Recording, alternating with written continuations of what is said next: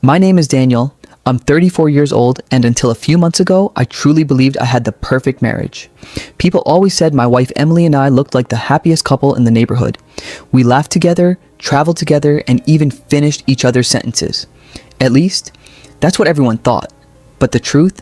Sometimes, the biggest lies hide behind the brightest smiles. It all started with something so small that I almost ignored it. Every single night, around 11 p.m., Emily would pick up her phone. She'd smile, her fingers would move quickly across the screen, then she'd lock the phone the moment I looked in her direction. The first few times, I didn't think much about it. Everyone deserves privacy, right? That's what I kept telling myself, but weeks turned into months every night. Same time, same smile, same secret. Whenever I asked who she was talking to, she'd laugh and kiss my forehead. "Relax," she'd say. "He's just my ex." Those 4 words echoed in my mind. He's just my ex. She said it so casually that I actually felt guilty for even asking. Maybe I was insecure. Maybe I was overthinking. Maybe I was the problem. So I stopped asking. Instead, I started watching. Not because I wanted to control her, because I wanted peace. And sometimes, peace only comes after the truth. One Friday night, she forgot her phone on the kitchen counter while taking a shower. For the first time in our marriage, I looked at it. Not because I wanted to invade her privacy, because my heart was already warning me that something was terribly wrong. Before I could even touch it, a notification appeared. "Good night, I miss you already." No name, just a saved contact. My hand started shaking. Emily came out of the bathroom before I could open the message. She picked up the phone immediately. Her face changed for less than a second. Then she smiled again. "Everything okay?" she asked. I forced a smile. "Yeah." But inside, something had already broken. I didn't sleep that night. I lay there beside Emily, staring at the ceiling while she slept peacefully. Or at least, pretended to. Every few minutes, she'd tighten her grip on her phone under the pillow. That wasn't normal. The next morning, I acted like nothing had happened. I made breakfast, poured her coffee, kissed her goodbye before work. She smiled. That same innocent smile everyone else believed. But now, I saw something different behind it. Fear. For the next 2 weeks, I paid attention to every little detail. Every Tuesday evening, she suddenly had late meetings. Every Thursday, she claimed she was having dinner with her best friend. Every Saturday morning, she disappeared for exactly 1 hour. Always the same pattern. Always another excuse. One evening, I casually asked, "So, have you talked to your ex recently?" She laughed. "Oh, Daniel, seriously? I haven't seen him in years." She looked directly into my eyes when she said it, without blinking. That hurt more than anything. Not because she was lying, because she had become good at it. I wanted to confront her. I wanted to scream. I wanted to throw her phone against the wall. Instead, I stayed calm. People make mistakes when they're angry. I needed facts, not emotions. 3 days later, I finally got one. Emily accidentally left her smartwatch charging in the bedroom. A message appeared on its screen. "Same place tonight. Can't wait to see you." This time, there was a name, Ryan, her ex. My heart dropped. She hadn't just been texting him, she had been meeting him for months. I drove to work that morning with one question repeating in my head. Why? If she wanted him, why was she still married to me? That afternoon, I called my best friend, Michael. I trusted him more than anyone. When I told him everything, he stayed silent for a long time. Then he said something I will never forget. "Daniel, don't destroy your future because of one emotional decision. Find the whole truth first." That's exactly what I decided to do. That night, I sent only one message, not to Emily, to Ryan. And what happened after that changed every single life involved. I stared at Ryan's number for almost 5 minutes. My finger hovered over the send button. One message, just one. That was all I needed. Finally, I typed, "Emily told me everything. We need to talk. Don't tell her I contacted you." Then, I waited. Less than 3 minutes later, Ryan replied, "Finally, I thought she'd never tell you." My hands froze.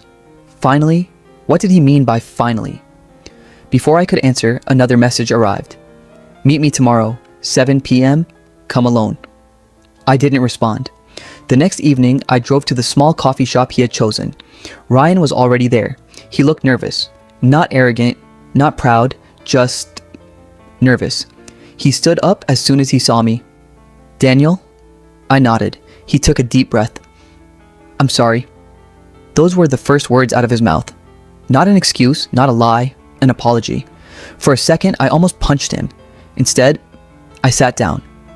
Tell me everything. Ryan looked around before speaking quietly. I broke up with Emily 3 years before she met you. I moved on. I got engaged. I frowned.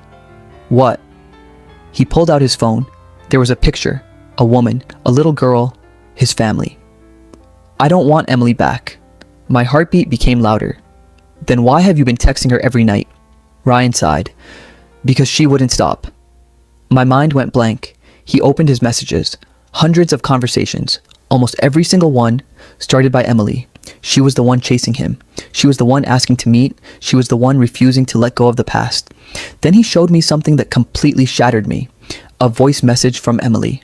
Her voice clear as day. Don't worry. Daniel has no idea. He believes everything I tell him. I couldn't breathe. For months, I had blamed Ryan, but he wasn't the one lying to me. Emily was. Ryan looked me straight in the eyes. I only agreed to meet her because I wanted to convince her to stop contacting me. I even blocked her twice, but she kept creating new numbers. Then he leaned closer. Daniel, there's something else you need to know. And those next words made everything even worse. Ryan looked down at the table for several seconds. Then he quietly said, Daniel, your wife wasn't only hiding me. She was hiding your money too. I frowned. What are you talking about? He opened his banking app and showed me screenshots. Every month, Emily had been sending him money, not because he asked for it, because she insisted. The amount wasn't huge, $500, sometimes $1,000, sometimes even more. I immediately recognized the bank account. It wasn't hers. It was our joint account, the account where my salary was deposited every month. Ryan quickly added, I returned almost all of it. I kept telling her to stop. I even told her this had to end. Then he showed me another message from Emily. Don't worry, Daniel never checks the account. He's too trusting. I felt something inside me collapse. It wasn't the money. It wasn't even Ryan anymore. It was the realization that the woman I loved had spent months making me look like a fool. Ryan pushed a small envelope across the table. These are the bank transfers. And these are the gifts she kept sending. I saved everything. If you ever need proof, you'll have it. I took the envelope without saying a word. As I stood up to leave, Ryan stopped me. Daniel, I turned around. If I were you, I wouldn't confront her tonight. People tell the truth when they think they've already won. Those words stayed with me all the way home. When I walked through the front door, Emily was sitting on the couch, watching TV, smiling. Just like every other night, she looked at me and asked, "How was your day?" For the first time, I smiled back. It was very interesting. She didn't notice anything different. She walked over, kissed me on the cheek, and went to the kitchen. While she was making coffee, I quietly placed the envelope inside my desk drawer. Then I looked at our wedding photo hanging on the wall. 5 years together, thousands of memories. And now, I didn't know which ones had been real. But one thing was certain. I wasn't going to expose her yet. Not until she made one more mistake. Because sometimes, the strongest revenge isn't shouting. It's letting someone believe they're completely safe. And Emily had no idea that tomorrow morning, I was going to send one final message that would change her life forever. The next morning, I woke up before Emily. She was still asleep, holding her phone against her chest. For a moment, I looked at her. The woman I had promised to love for the rest of my life. The woman I would have given everything for. I quietly whispered, I hope there's still a part of you that's honest. She never heard me. I got dressed, made breakfast like always, and left for work. But I didn't go to my office. Instead, I drove straight to the bank. Within an hour, I had removed every dollar from our joint account into my personal account. Not because I wanted revenge, because I refused to let my future disappear one transfer at a time. Then I visited my lawyer. I handed him every screenshot, every bank transfer, every voice message, every piece of evidence Ryan had given me. He looked through everything carefully before saying, Daniel, you already have enough evidence. But if she's hiding anything else, let her expose herself. That afternoon, I sent the message Ryan had told me to wait for. Not to Emily, to her. It was only one sentence. I know everything. Tonight, 8 p.m., let's tell each other the truth. No accusations, no insults, just the truth. Her reply came almost instantly. What are you talking about? I didn't answer.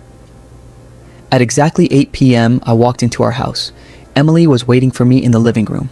She looked nervous. Her smile was gone. Daniel, what's going on? I calmly sat across from her. I'll ask one question. I only want one honest answer. She nodded. Have you been talking to Ryan?